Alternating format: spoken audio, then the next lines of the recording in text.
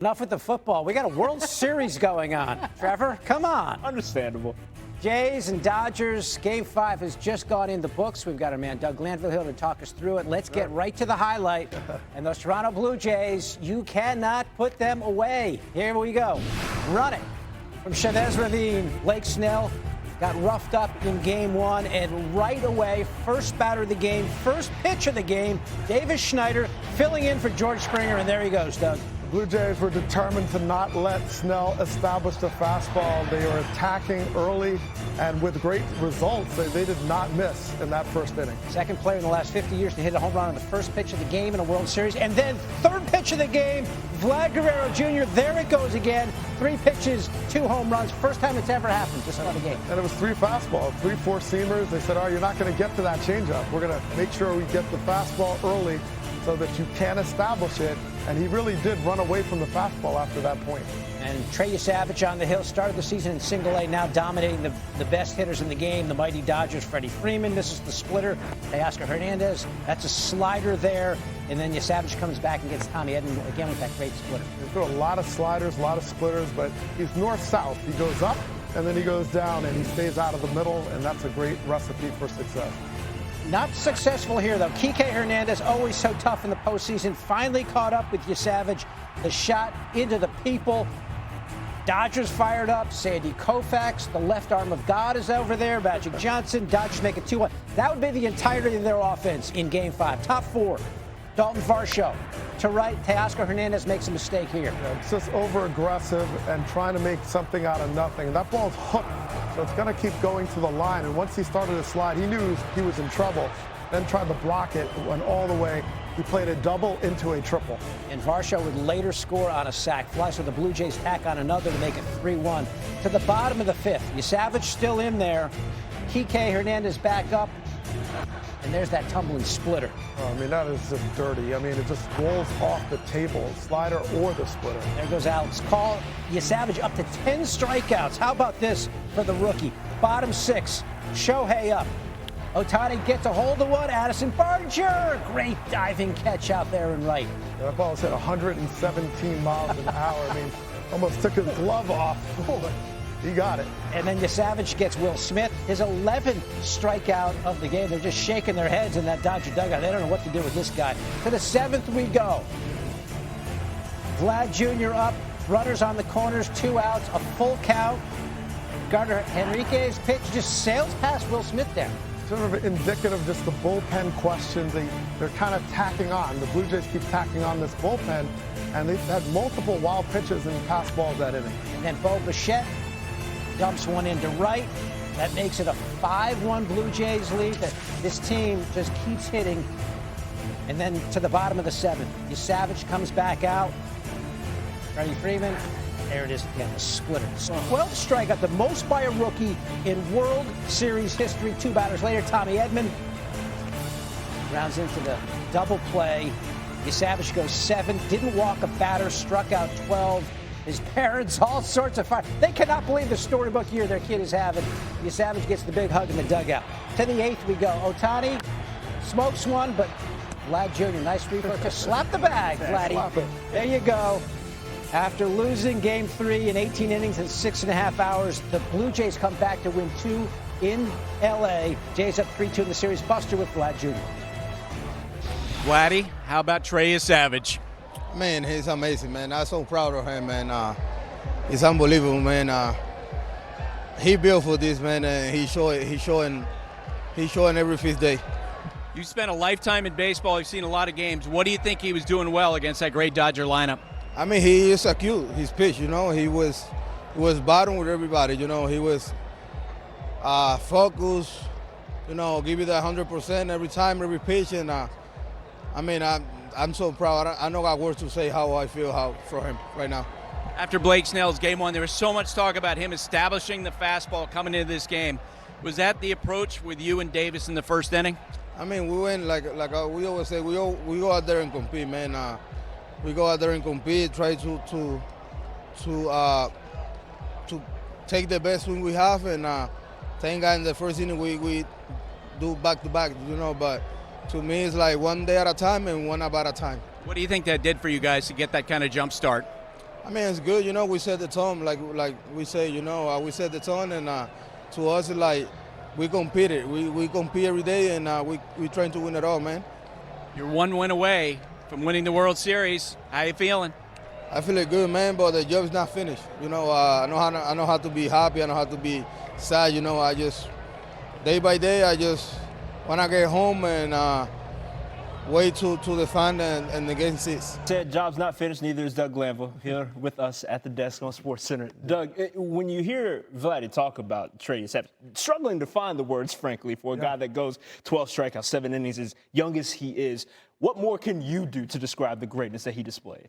I mean, it is remarkable because he was an A-ball. He was at the bottom of the minor league chain when he started the season in April, and he just kept wearing new uniforms, kept moving up the ranks. And he's got such deceptive stuff. It's almost like they don't know what to do with him because you haven't seen it before.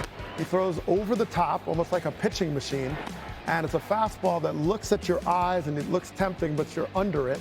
And then he has the splitter that looks at the same plane, and then it drops off the table. So you're dealing with all this coverage, and he stays right out of the middle. And you can see just how baffled these hitters are because they're like, okay, I can see it, and they can't lay off the splitter, and they chase the ball at the top of the zone.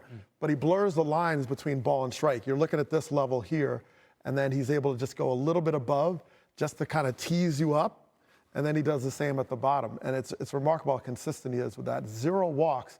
So usually a guy has 12 punch-outs. Right. It's a lot of pitches, right? 120, 110. Right. This guy was very efficient within that, so that's a hard thing to do, especially against the Dodgers. One of the great call-ups in baseball history. You bring him up in mid-September, you got an ace in October. A first-round pick out of East Carolina last year. What a job he's done. Let's go over to the Blue Jays offense because their approach was pretty basic. Let's attack Blake Snell right away. What did you see in those first couple of at-bats with the Jays? They just were not going to let the fastball go. You know, he talked a lot, and you know sometimes you read the media, you read the press, and you say, okay, I got to establish the fastball this game. You know, that was the conversation. So they said, we're not going to let you establish the fastball because we're going to jump right on it right out of the gate. And so they took good swings. Now, the last time he pitched, those were a lot of foul balls.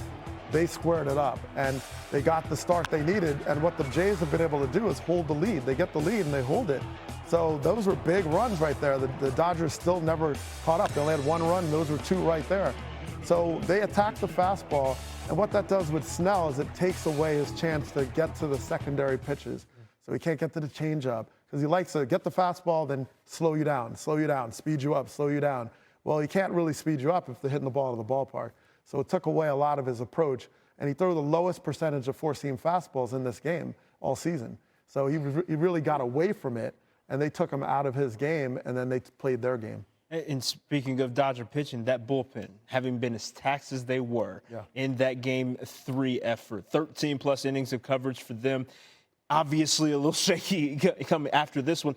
How do they sort of regroup and get back to it and line back up for Game 6? Well, they need Yamamoto to just go right through everybody. I mean, they're having a lot of trouble in Dodger Town right now when it comes to the bullpen. And we talk about the trust tree, right? Well, I don't know what that tree looks like. It's missing some limbs right now.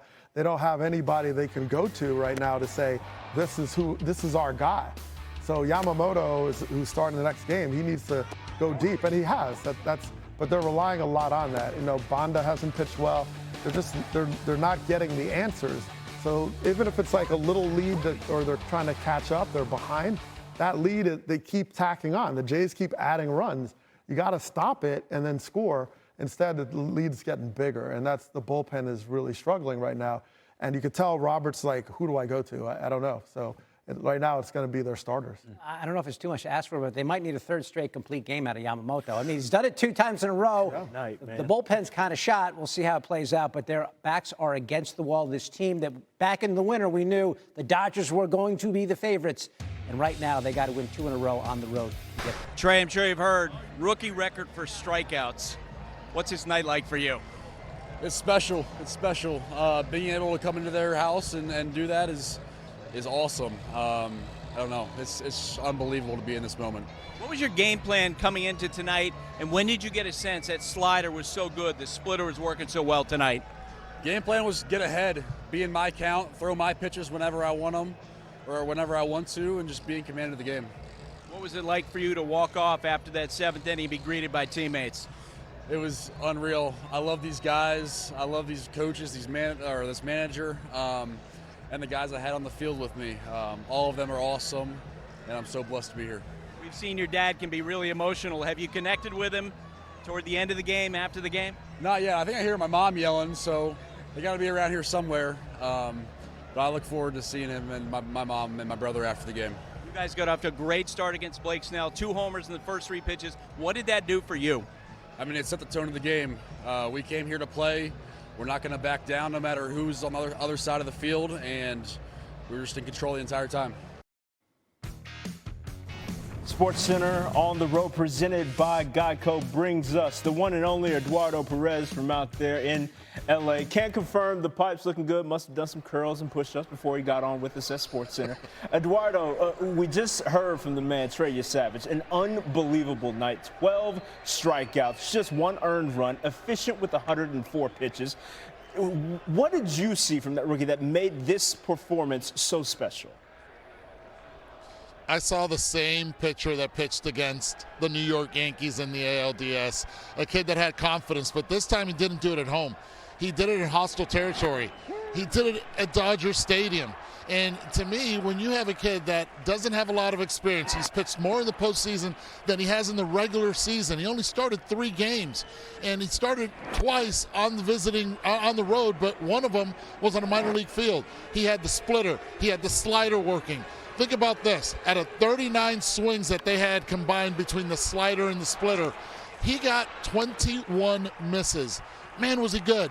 He was excellent because he was able to control the strike zone early with the fastball and then use that splitter against lefties, use the slider against righties, and when he needed the splitter to just confuse the right-handed hitters, he did that.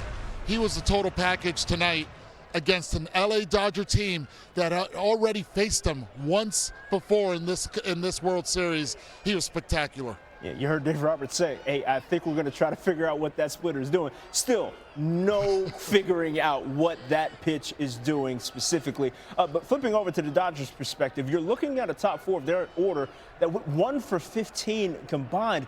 Knowing that they rely as much as they do on that home run ball, what can they possibly do to get some sort of offense going to support their starting pitching going as deep as they have to? Yeah, if you take away the Kike Hernandez home run, you're looking at a team that had soft contact the entire night.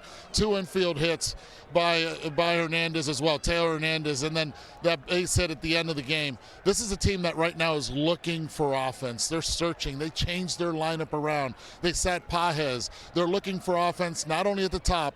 At the top, it starts with the leadership of Mookie Betts, right? They moved him to the 3 spot. He has not been able to figure it out. He continues to hit weak fly balls up in the air and has not been able to barrel stuff in a better launch angle position around 17 degrees where he was all season long this year. He needs to figure it out. They can't just lean on Freddie Freeman and Shohei Ohtani. They need more. The bottom of the order has struggled as well. They need that 9-hole to get on so Shohei Ohtani can do Shohei Ohtani things with runners on. This isn't just a 2-man show. It has to be more. And right now, offensively, they have not had that. Unbelievable that after an NLCS sweep, we're sitting here wondering if the Dodgers are going to get bounced here in the championship round.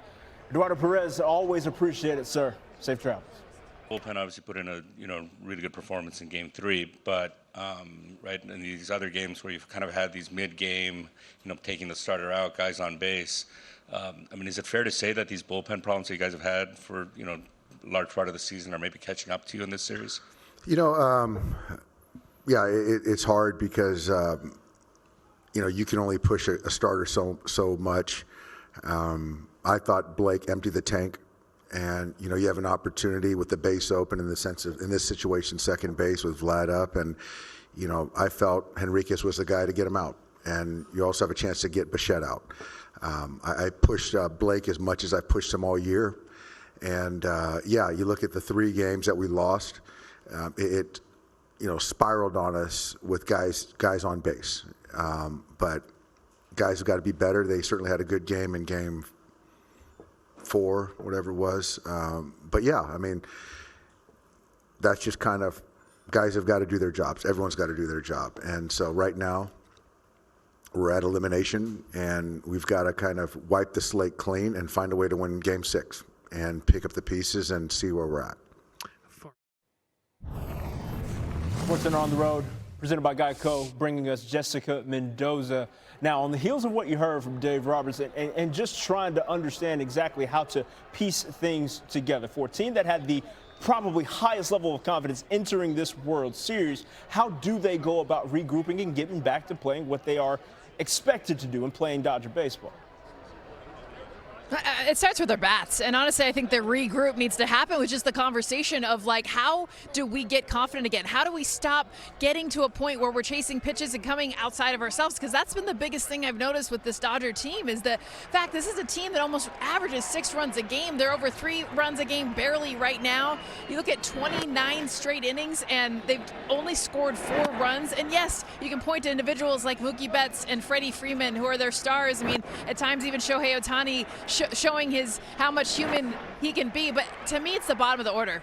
There's 7 through 9 hitters. We saw Alex Call fall into that spot for Andy Pages, who had been struggling. Who gets on base for the top? Because really, when you see they've hit 8 home runs, 7 of them have been solo home runs in this World Series. When the Dodgers win games, they slug with players on base. That's what the Blue Jays have done, taking advantage of those base runners once they get on. And then looking ahead from the pitching perspective, Yoshinobu Yamamoto will be on the mound for that pivotal Game 6, that that do-or-die situation for the Dodgers, Game 6. With what he has done from a length perspective, obviously that alleviates a bullpen that's been much maligned, but knowing that that is only as finite as it is, how do you get the most out of Yamamoto in this contest? Well, you're not looking for 9 innings in this kind of, game where their backs are against the wall. Yoshinobu Yamamoto, will be able to dial in, be precise, and give them as much length as possible. Of course, 9 innings pitched back-to-back was so impressive from him. But at this point, you're looking at maybe a possibility of guys like Shohei Ohtani coming out of the bullpen, Tyler Glasnow. I mean, they will be all hands on deck, and the way that the bullpen is looked, that includes starting pitchers. So this is the kind of excitement that we start to see backs against the wall for the team like the Dodgers Game 6. If there is a Game 7, you are going to see things we've never seen, and that includes possibly Shohei Ohtani coming out of the bullpen. It was already a treat to see Clayton Kershaw trot out of that bullpen. Who knows what comes in Game 6 and beyond. Jessica Mendoza joining us here on SportsCenter. Thank you very much.